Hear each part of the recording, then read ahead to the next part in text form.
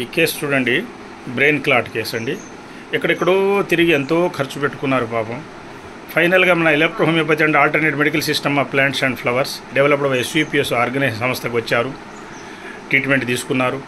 మనము టెస్టులను బట్టి వాళ్ళ సిమ్టమ్స్ బట్టి ట్రీట్మెంట్ ఇచ్చాము. వారంలో రిలీఫ్ వచ్చేసింది, హెడేక్ వగైరా తగ్గిపోయింది. తర్వాత 3 నెలలు ట్రీట్మెంట్ తీసుకొని మందులు వాడారు. కొద్దిగా గ్యాప్ వచ్చింది, మరలా 3 months తీసుకున్నారు. ఇప్పుడు పర్మనెంట్గా క్యూర్ అయిపోయింది ప్రాబ్లం. ఇది గొప్పదనం. Electro homeopathy and alt system developed by SVPS organize. Brain tumour, clots, piles, fissure, fistula, liver cirrhosis, kidney damage, తర్వాత హార్ట్లో బ్లాక్స్ ఉన్న అన్నీ మనం వితౌట్ సర్జరీ చేయగలం. నార్మల్ డెలివరీ కూడా 4 గంటల్లో చేయగలం. ఎక్కడో 100-100 కేసెస్ సర్జరీ పోతుందండి. సర్జరీకి పంపిస్తాం మనం, గవర్నమెంట్ హాస్పిటల్స్కు సర్జరీకి పంపిస్తాం మనం.